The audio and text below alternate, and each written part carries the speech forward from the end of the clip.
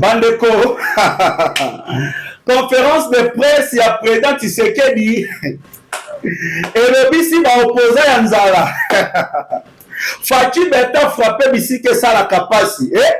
Bandeko, tout la côté Francine Mouyumba, Abini à lobby, Francine Mouyumba lobby. Collègue na yemo kwa tangana na Kigali. Aye ko balancer ma photo concernant Francine Mouyumba. Est-ce que cette dame azalaka congolaise? Bandeko, ba vérité na kacha kobima. Conférence de presse ya Fachi Beton et lobby si Deli se sanga un ancien rebelle ya RCD Goma. Inde na bosolo na politique wo. Bandeko, Deli se sanga lobby ni. Ma en tout cas Fachi aza moto mosusu. Conférence de presse à Fachi Beton, Martin Fayoulou Yewana na kacha kobima koloba. Bandeko, qu'est-ce qui se passe? Kabila Gangi, Kagame Leri, Katumba Koima Yanga, Museveni Maboko na moto. Conférence de presse kaka ya pambe ningisi bango. Et bango soki ba action e bandi bandeko kozala ndenge nini? Franck Diongo depuis exil à Gangi bandeko. Franck Diongo a Gangi.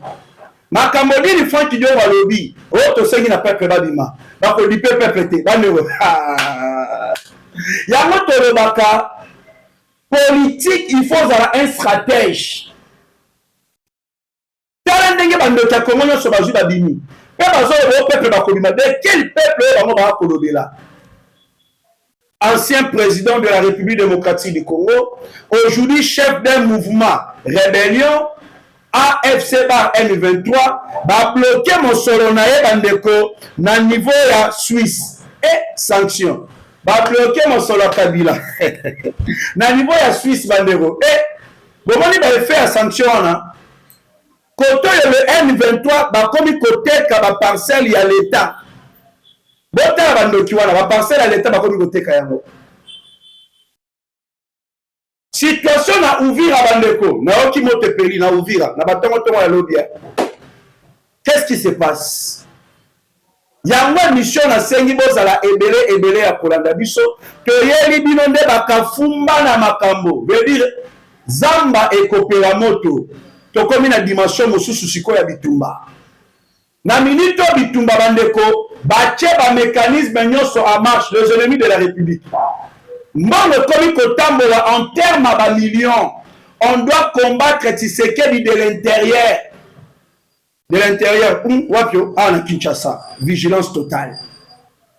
Fachi Beton, ba Congolais balobi, kokende na ona makambo akaguta yoeli Museveni.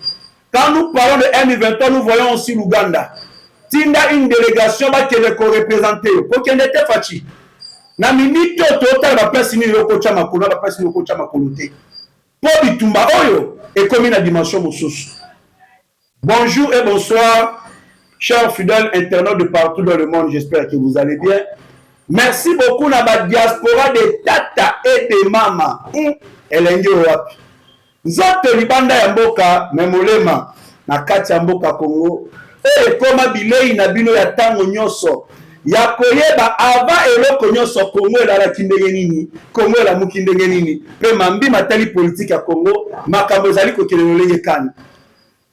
Na lancé appel na ba Congolais de père et de mère. L'air a sonné, l'air a sonné, l'air a sonné. Bitumba oyo totikela ngo président Tshisekedi ye mokote. Eza bitumba oyo tali ba Congolais nyonso. Eza bitumba ya délivrance de la République démocratique du Congo. Chef de l'État a pesi un sentiment. Makambo na lobaka na yo qui est pas lobby yango. A lobby toko kene jamais élection sans Nord Kivu, sans Sud Kivu. Ah oui? Na loba yango est pas lobby yango. Comment to kene na élection sans Nord Kivu, sans Sud Kivu? Mais la journée de travail te moni AFC ba M23 ba bisa ki communiquer. Oh non, na ba zone oyo biso to ko contrôler, non ya gouvernement congolais. Oyo biso to ko contrôler, ezali journée chômé payé de ba komaki. Donc na ba zone na bango. Si on soki te bito ke na élection. Est-ce que ba to wana ba kondima ete ke maponami esa le matie pa na bango? Donc ba zo bisika wana ba commissaire yango lokola mboka mosusu. Tu vois, biso na ba élection, parti ndambo voter, mosusu voter automatiquement nous soutenons la balkanisation. Badeo. Dans un pays où ils ont bitumba, priorité de priorité est la sécurité en boka. Ah, Fachi, touché qui va ma place, on a déjà touché. J'ai demandé à la bande de Konabiso à Swahiliphone. Tango yango yoto fongola miso. Magloire palou kwaza wapi to fongola miso. Tozo kaka kabila, to kaka kabila bon ça va, kabila Swahiliphone. Nanga Swahiliphone. Bertrand Bisimwa Swahiliphone. Baza coopérer na espace Swahiliphone. Mais banane ba ko tangisa ba makila tango tongo midi pourquoi? N'est-ce pas ce sont les Swahiliphones? Oh baza koboma. Au lieu de vous protéger, ils sont en train de vous sacrifier. Tolo bato tolo baté. Au lieu de ne pas faire la mise tellement que Bozu Boche aime contre le président Tshisekedi. À cause il y a un nabilo botala ndenge mboka zo ngeki ne pas paya. Bandeko. Na be nabilo bandeko na biso ba Swahiliphone bo fongola miso. Tokufisi mingi. Ba leader na biso baza vraiment ba congolais de père et de mère. Il y a espace Swahiliphone ba kufi ebele. Banani ba bobi bango. N'est-ce pas le même M23 le ba ko bomba bandeko na biso na est. Ba yeli bino théorie ya koloba, oh non Tshisekedi a vendu le pays chez les Américains. Bandeko. Tshisekedi a vendu le pays chez les Américains. Mais na fongo la kabino yango awa. Quand Paul Kagame a kendaka kosala accord na administration Clinton et les alliés kotala ba minéraux en mboka na biso et kozwa ba minéraux wana Kagame aza kobimisa na nzela ya kotangisa makila bakolo ba minéraux ko partager ngona ba américains. À cette époque là c'était normal pour Paul Kagame. Là Kagame n'avait pas vendu notre pays. Arrivé au pouvoir et prenant Tshisekedi. Alors, pour combattre Paul Kagame et Sengeli pour attaquer le niveau de source, il faut attaquer source. Source aux États-Unis, le chef de l'État est allé aux États-Unis d'Amérique. Il y a un accord diabolique, démoniaque, satanique que Kagame avait signé dans l'administration Clinton. Le chef de l'État Kati Yango a signé accord dans l'administration Trump. Ce qui veut dire les États-Unis d'Amérique baya. Bazwa ba matière. Comment bénéficier de un pourcentage? Va sécuriser Est et Congo, va sécuriser les Congolais. Là maintenant, c'est de vendre le pays. Et pas y a soi-disant opposant à Bino. Chez Kagame, ils allaient côté Kamboka. Comment est-ce que va manipuler les Congolais? Donc, la Bino moko gravité à manipulation. On doit aimer ce pays, toi, on va aucun jour, na mona ba Denis Sanga, ba Franck Diongo, ba Francis Muyumba, ba nani, ba sala ba vidéo, ba déclaration contre Kagame. Mais c'est connu de tout le monde. Nous sommes agressés par le Rwanda. Mais attends, mon côté, ba télémela Kagame. Kagame ozo boma ba Congolais. Kagame ozo piller ba minerai ya mboka na biso. Mais moto oyo bango ba mona ya côté le mako atakaka, c'est le président Tshisekedi. On y a pour intérêt à Congo. On doit se comprendre dans l'angle wana. Dernièrement, pour les immigrants, on a vu Denis Sanga a lancé mais appel à mobilisation. On tue chaque jour à l'est de la République démocratique du Congo. Est-ce que Denis Sanga a lancé appel à mobilisation? On doit marcher contre le Rwanda. Mais parfois, on doit se poser des questions. Afin de comprendre, bateau le bazala kapona banani, bangonyo so le zomo na ba opposant eux, bas travailler kapona maître na bango Kagame et Joseph Kabila. Et donc qui battent les mains, ils ont combattu Joseph Kabila. Ils ont dénoncé les crimes de Joseph Kabila. Ils ont dénoncé à l'époque la dictature de Joseph Kabila. Aujourd'hui, les États-Unis d'Amérique ont sanctionné Joseph Kabila. Bango batouana bazuba siliki. Bande changement brusque wana c'est dit à quoi? Il faut tomber tout dans mon touna. Ces gens-là, bango babundaka rien que pour la intérêt proche na bango. Non pour l'intérêt à ba Congolais. So baza na posa eloko de balancer appel ba Congolais bobima. Mais na sima na yango, mon solozo contre la ba poche na bango.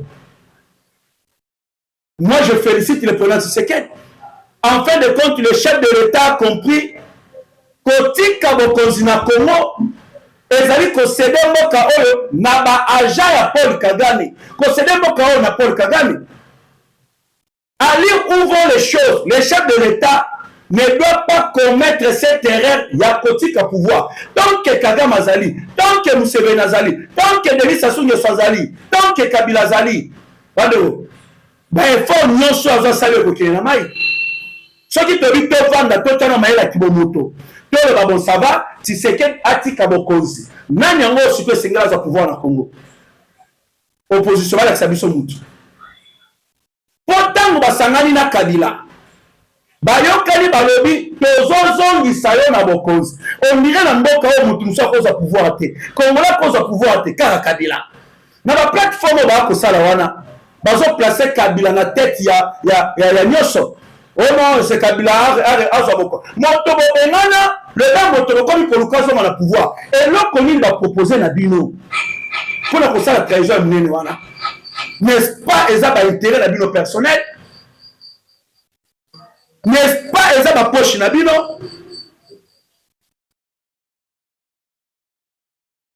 C'est pour cela moi j'insiste.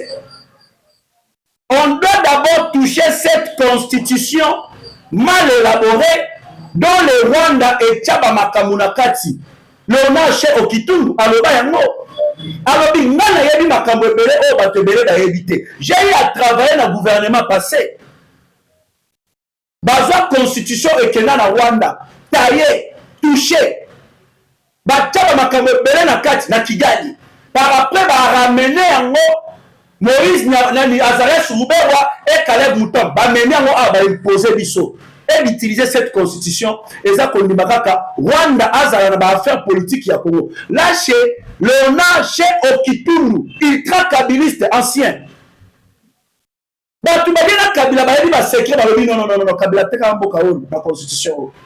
Et aujourd'hui le chef de l'État a très bien dit Nazo Lukala changer ton a révisé constitution non pour la troisième mandat. Ce qui peuple va saigner dans la troisième mandat. Nali Fati n'a pas accordé la mobile. Peuple saigner. Namoni Francine Mouyumba. Et vous allez, vous allez constater cette affaire a changement de la constitution. Vous allez constater que les gens qui vont contester ça, ce sont bateaux 1, basés la nationalité du test, puis Bamisous affairiste. Bamisous ancien rebelle. Puis Bamisous rebelle. Mais comment on a contesté en haut? Namoni Francine Mouyumba, cette sénatrice Francine Mouyumba, ultra kabiliste, ex-maîtresse de Joseph Kabila, démasquée par l'un de ses collègues de l'école secondaire à Kigali. Photo est à Bobima.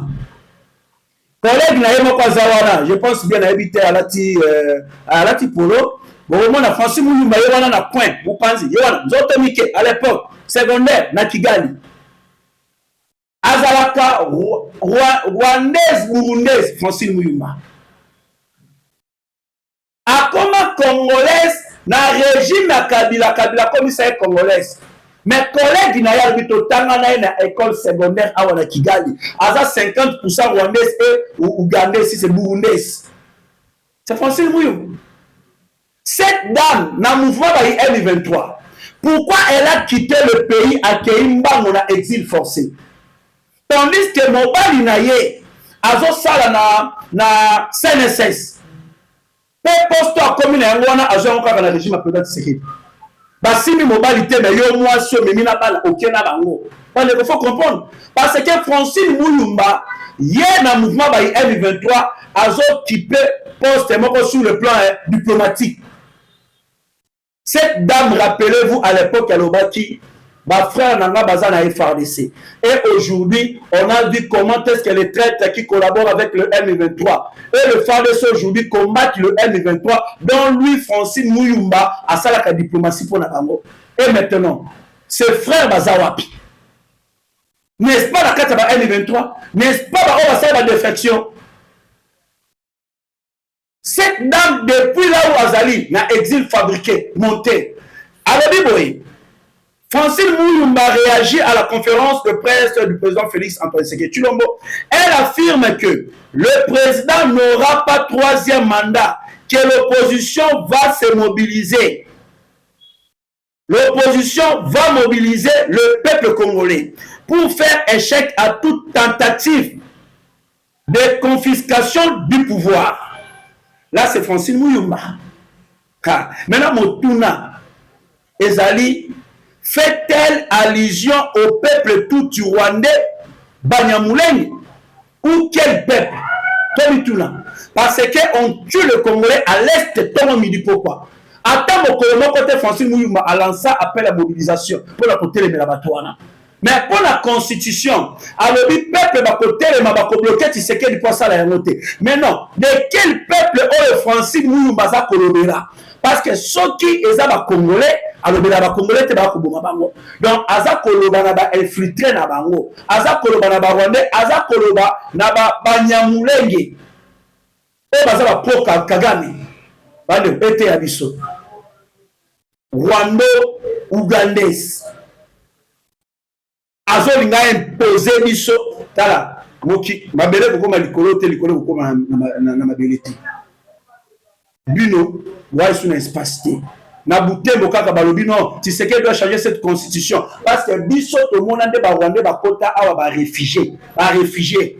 Mais sous base de la constitution, ba bongwana ba koma ba congolais d'origine et ce sont aujourd'hui de ba ko sala ka ba nyamu na mboka na biso. Ba ko sala ba nyamu na mboka na biso. Net Moïse Nyarugabo, Yazala ka représentant personnel de Paul Kagame en République démocratique du Congo. Ce que vous devez retenir, c'est ça. Moïse Nyarugabo, représentant personnel. Il y a Paul Kagame en République démocratique du Congo. Azali plus puissant que Joseph Kabila. Et le Kagame mis au peuple casse na Paul Kagame. Et ça Moïse Nyarugabo. Nanga aza le côté, Makenga aza ba petit joueur, mais avant être basala eloko, avant elutaka na Moïse Nyarugabo, o azali fruit ya infiltration rwandaise en République démocratique du Congo. Il faut se rappeler Moïse Nyarugabo. Il fut d'abord secrétaire particulier de Musée Laurent Désiré Kabila avant Koki na Kinshasa. Na valise, il y a James Kabaré pour la rejoindre Goma na rébellion RCD. Aujourd'hui, les mêmes personnes, Moïse Nyarugabo, Akimi Lisusu, accueilli pour rejoindre le M23. Il fut député. Akimi, accueilli pour rejoindre le M23. Comment est-ce que les étrangers va fonctionner? Ce qui est Yindi, Basangana Bandekunabao contre Congo. Et Yindi Basangana Bandekunabao contre Congo. Francine Mouyoumba a lancé appel à Bandekunaye contre Congo. Est-ce que c'est si difficile à comprendre? Il faut que vous comprendre, vous comprendre la baie, comme appelle ce tonito de Melabino. Namoni Kila, Délice Sanga. Discours, il y a chef de l'État. Et tout type bango bisika bazali ba beleli ba mettre na bango batindela bango botinda kwa chori wazo ya mabe mikolo mbongo zoko tate ba sanction beti mutu na bis botinda ba mbongo bango komo ya. Et c'est ça. Pourtant l'un de ces discours du chef de l'État, Denis Sesanga, pourtant l'un de ceux qui parlaient en mal de Joseph Kabila. Denis Sesanga azali parmi bae oyo babandaki koloba mabe contre Joseph Kabila. Aujourd'hui, Aye Kokoma, défenseur de cet ancien chef de l'État devenu Radel. Et, vous comprenez comment vous avez télé. D'abord, on a télé en pleine émission. Oh, les gens qui bondoki. Moto le bandaki ko yoba mabe pour naye, au bundisiye. Au combattre ye le loyo au commis molobeli na ye au commis défenseur na ye et les hommes de Congo toi na ba politicien bazate ba opposant bazate. Denis c'est ça aujourd'hui il défend Joseph Kabila à réagir au propos du chef de l'État sur le dialogue en appuyant s'il y a dialogue. Kabila est un acteur majeur qui ne pourra pas manquer au rendez-vous entre fils du pays. Abi soki dialogue ekozala Kabila azali acteur majeur, aza élément clé. Oya koki jamais kozanga na dialogue ya biso bana na mboka. Le monde à l'envers. C'est ça.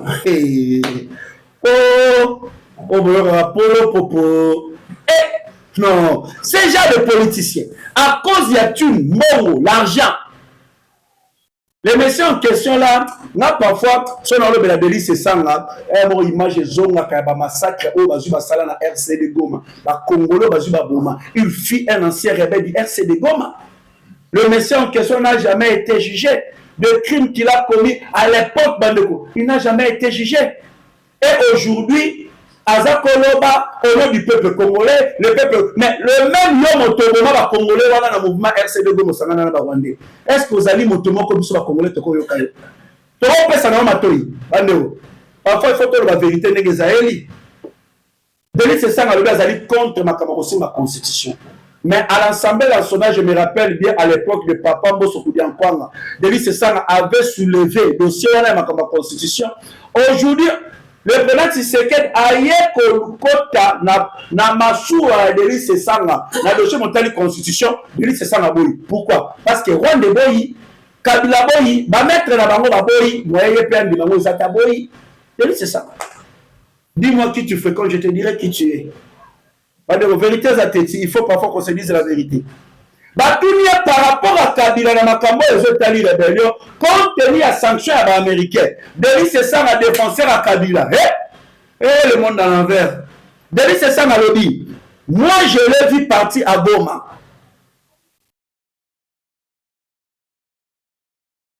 Moi, je l'ai vu partir à Goma. Mais natikali comment na tebisika oyo a adhéré na AFC ba M23. Ya lobi amone kanenga kena na Goma mais adhésion na M23 tout le monde a moté. Denis Sessang aujourd'hui défend Joseph Kabila. Et en tout cas, bado. Na hôtel Sabino batwala moko simana moko pour comprendre. Tu es pas nan Franck Diongo. Coco Diogo. Franck Diongo pardonne par le salon. Et, en tout cas, Nabe Michel et vous partagez, pardon. Vous partagez. Et puis ça peut ça aussi, vous partagez. Franck Diongo. Franck Diongo a outil Koloba, compte tenu la conférence de presse, il y a président Tshisekedi, où a touché à qui point, il y a Makambo Motali révision ou changement de la constitution. Franck Diongo a l'obiboué. Sous couvert de changement constitutionnel, Tshisekedi vient d'annoncer publiquement sa volonté de s'éterniser illégalement au pouvoir à travers un véritable coup d'État constitutionnel. Le peuple congolais ne doit pas être dupe. Derrière le discours et la propagande se cache un projet dangereux de la confiscation totale du pouvoir. Là, c'est Franck Diongo. Nakolingana tuna mutuna Diongo, Koko Diongo. Olobi ke Tshisekedi azolinga atikala libela na bokonzi illégalement. Azobombama na coup ya changement de la constitution. Olobi ke peuple bakoki koko sate bako manipuler été, bako ko aveugler été. Le même peuple oyo koboma na est. Le même peuple oyo komona yo Franck Diongo okenda okutana na bato koboma bango. Colonel Nanga, Bertrand Bisimwa, Sultan Makenga, Paul Kagame, et jusqu'au jour d'aujourd'hui, ozana Kabila na bato nyonso wana. Mais ezaka le même peuple oyo bakeba ko kosate. Donc yo ko sabango. Mais moto azolo ba vérité écoute pas la peuple wana ti. Éviter bandeko. Bablum c'est le mana comme zo ça pour sortir. Bablum c'est le mana comme mo lekela kangai. Na éviter. Bato ba kisendenge ni basimba na bavina bango. Kindo kendenge ni bazuba kota. Franck Diongo elongo na Corneille na Bertrand Bisimwa Sultani Makenga Wilingo ma Joseph Kabila Paul Kagame Museveni.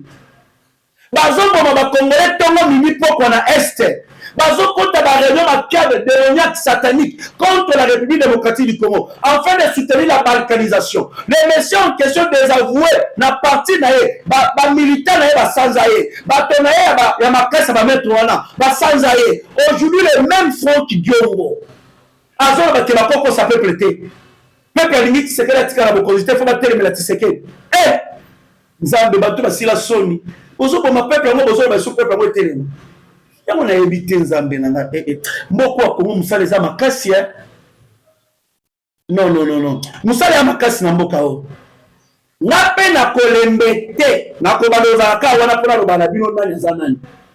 Franck Diongo azali M23 sur le plan administratif aussi communicationnel bakabola baposete bandeko. Est-ce que pour combattre le président Tshisekedi esengeli na bino botangisa makila bakongole na este esengeli na bino bosangana na Kagame na babone bakongole mpona kokombattre Félix Antoine Tshisekedi Tshilombo? Est-ce que eza raison?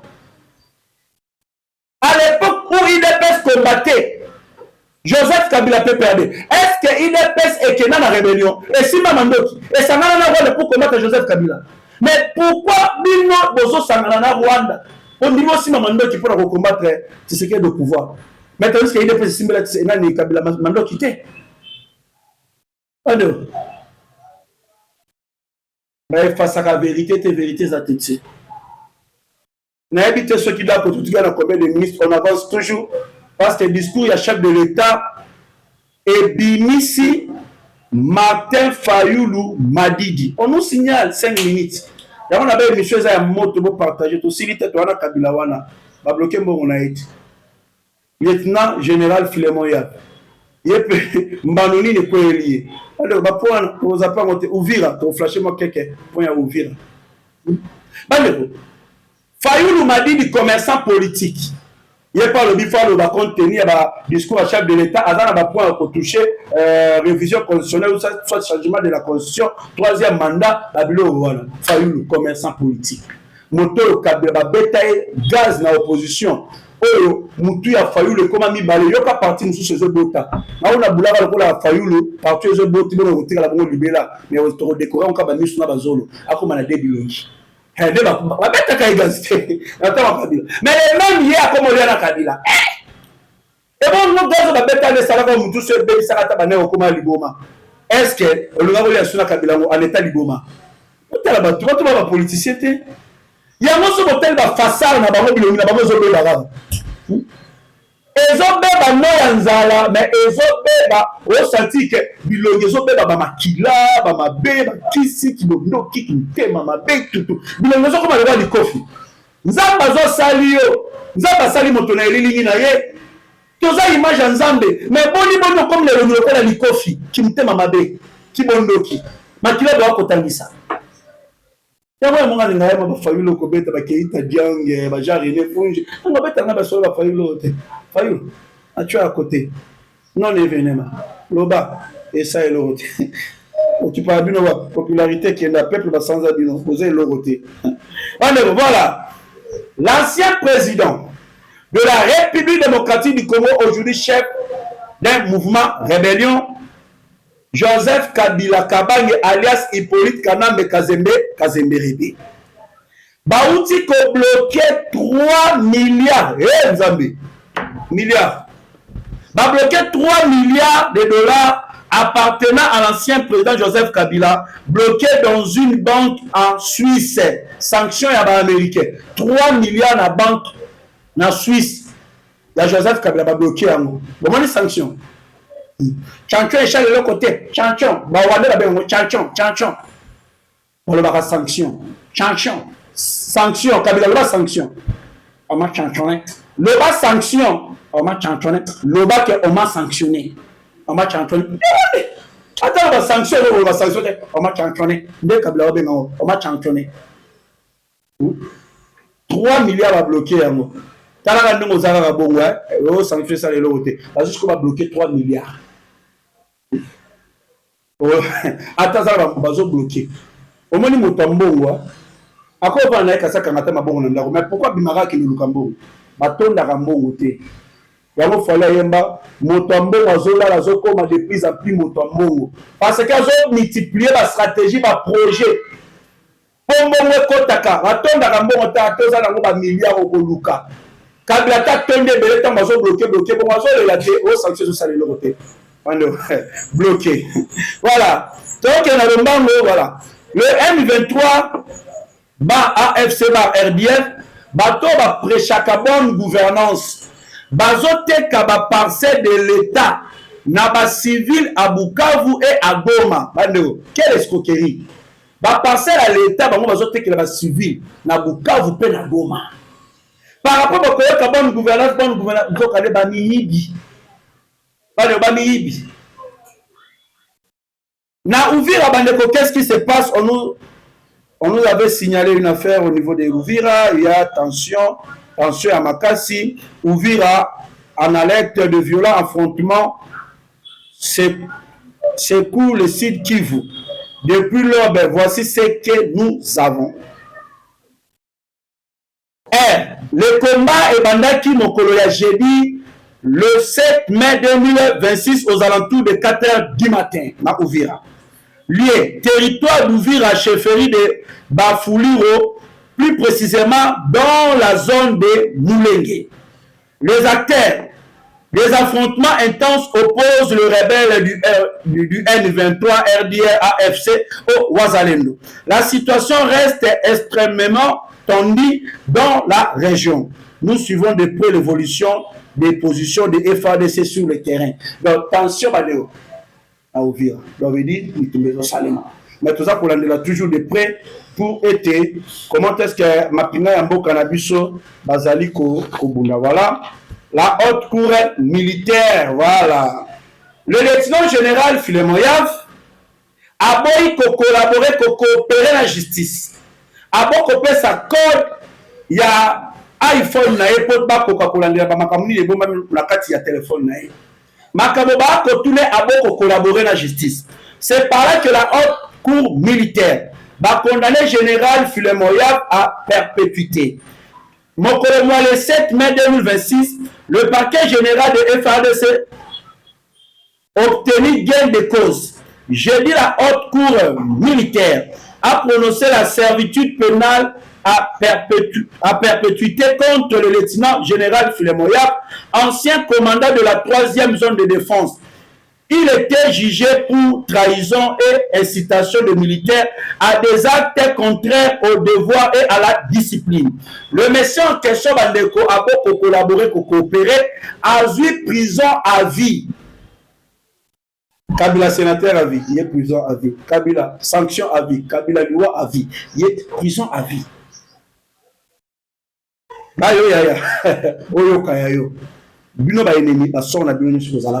Voilà, merci beaucoup Bandeko. Vraiment, vous allez et belé à Kolanda Biso na émission Mokolo Malelo. Comme participation na bino émission qui te quoi. Na sengi bo liker, bo commenter, bo partager, bo sanate ko s'abonner massivement na KMU télévision, aussi na Petouza à télévision. Vraiment Zambaba Telabino numéro na biso plus 243 89 60 77 556 plus 243 89 60 77 556. Tout mon ami, à la prochaine. Que le bon Dieu vous bénisse. Que le bon Dieu bénisse la République démocratique du Congo. Bye.